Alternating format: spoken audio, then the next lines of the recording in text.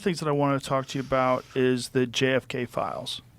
And one of the things that you said was that if they showed you what they showed me, this was your quote, you wouldn't want people to know it either. So I opened them up partially.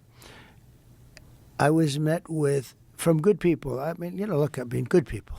People that were well-meaning. Mike Pompeo was one of them. He's a good person. They called me. They said, "Sir, would rather have you not." And I did open them, but I was asked by some people not to open them. There's a Martin Luther King file too, by the way, that they'd like to see. I don't know if you know, but there is that. But JFK in particular. So they called me. A lot of good people called me. People that that you would find reasonable people. And they asked me not to do it. So I said, well, we'll close it for another time. But if I win, I'm going to open them up. I'm just going to open enough time. Why didn't you open it up the first time? Because though? a lot of times, what was the hesitation, though? Addresses, people that are still living. There are people that are affected. And there could be some national security reason that that I don't have to necessarily know about. But some very good, talented people asked me not to do it. I opened it up, and then they said, would it be possible for us to do that a different day? How much of it did you read into? I think it's going to be just fine to open it. Let me put it that way. I think it's fine. It's going to be time. It's a cleansing. It's really a cleansing. So I'm going to do it. I'm going to do it immediately, almost immediately upon entering office. Well, the thing, when people look at it from the outside and you sort of imagine what could be a reason why they would not release those files, it would be there's people that were implicated in the assassination. Yeah. Well, when there are living people, you generally tend not to want to do it. When people are still living. Living people that formerly worked for the government. For the government, and living people that were somehow involved in it, and you tend not to do that.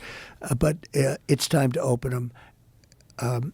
I can't tell you whether or not they're going to find anything of interest.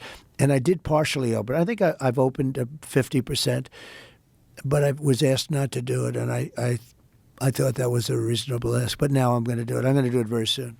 There's a lot of interest in it. One of the things that there's a lot of interest in the people coming from space, Yes. And I know you're interested in that. Oh, I'm very interested in that. How much did they tell you about that? A lot. Really? Yeah.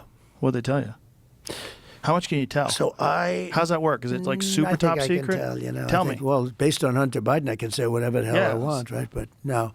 But I interviewed a few people. It's never been my thing, I have to be honest. I have never been a believer. I have people that Area 51 or whatever it is. Mm-hmm. I think it's the #1 tourist attraction in the whole country or something. Area 51 in Las Vegas. Do you know that, right? Sure. I know what it is. So anyway, but it's a big tourist thing. So I interviewed jet pilots that say they saw something. If you saw them, you'd love to have them as I've had a couple in here. Commander David Fravor. Yeah. I had him in, who had that sighting in 2004. Very compelling with video evidence, radar evidence. Ryan Graves. I don't believe his name, but I interviewed jet pilots that were solid people.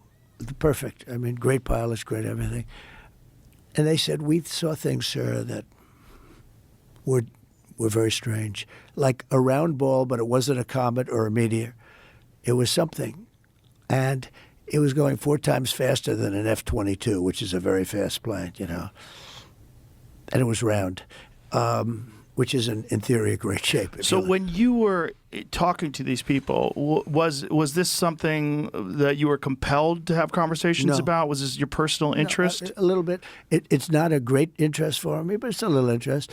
I get that question as much as almost any question. Do you think that we have aliens coming, flying around or whatever? What do you think?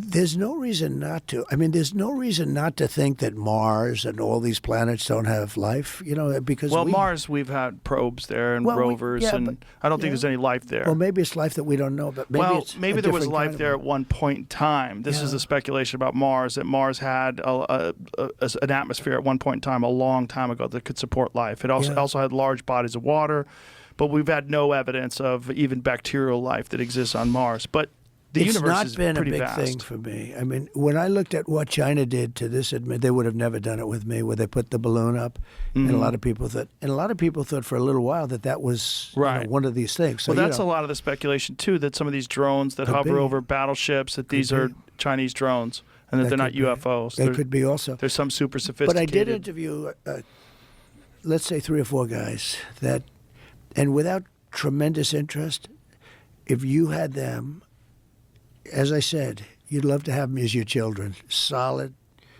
beautiful people.